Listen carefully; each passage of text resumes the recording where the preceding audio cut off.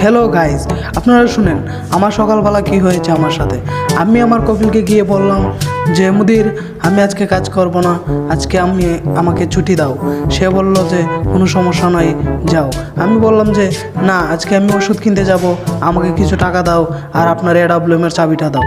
সে আমাকে বলল ধর চাবি নিয়ে যা, একটু তাড়াতাড়ি চলে আসিস। তারপর আমি চাবি নিয়ে যখন গাড়িতে উঠলাম, তারপর সে হঠাৎ করে আমার কাছে আসলো, এসে বলল যে নাম।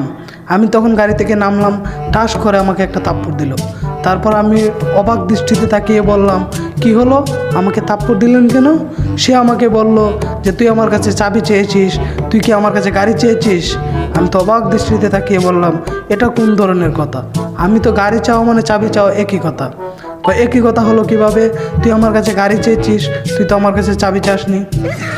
তুই আমার কাছে চাবি চেয়েছিস, তুই আমার কাছে গাড়ি চাসনি, তাহলে তোকে আমি গাড়ি দেবো কেন? তোকে শুধু চাবি দিয়েছি, তুই চাবি নিয়ে যা। হায় রে কি কপাল! এটা কোন ধরনের কথা? এটা কোন ধরনের বেয়াদবি? এটা কি এমন করলো আমার সাথে? এই কাজটা কি ঠিক করছে? হ্যাঁ, আমি আর আপনার কাছে কখনো গাড়ি চাবো না, আমার ভুল হয়েছে। কয় কেন? তুই গাড়ি চাবি চাইছিস আমার কাছে, তোকে আমি চাবি দিছি। তুই তো আর আমাকে বলিস নি যে তোকে গাড়ি সহকারে দেবো। আমি বললাম হায় রে কি কপাল, এটা কোন ধরনের কথা? আমি তোমার কাছে তো দুইটাই চাইছি। কয় না, তুই তো আমার কাছে দুইটাই চাসনি। আমি কই হ্যাঁ, আমি আপনার কাছে একটা চাইছি, আপনার দুইটাই তো নিতে হবে, তাই না? গাড়ি ছাড়া আমি চাবি দিয়ে কী করবো? হায় রে! তারপরে আমি আর গাড়ি নিইনি, আমি গাড়ি না নিয়েই চলে আসলাম।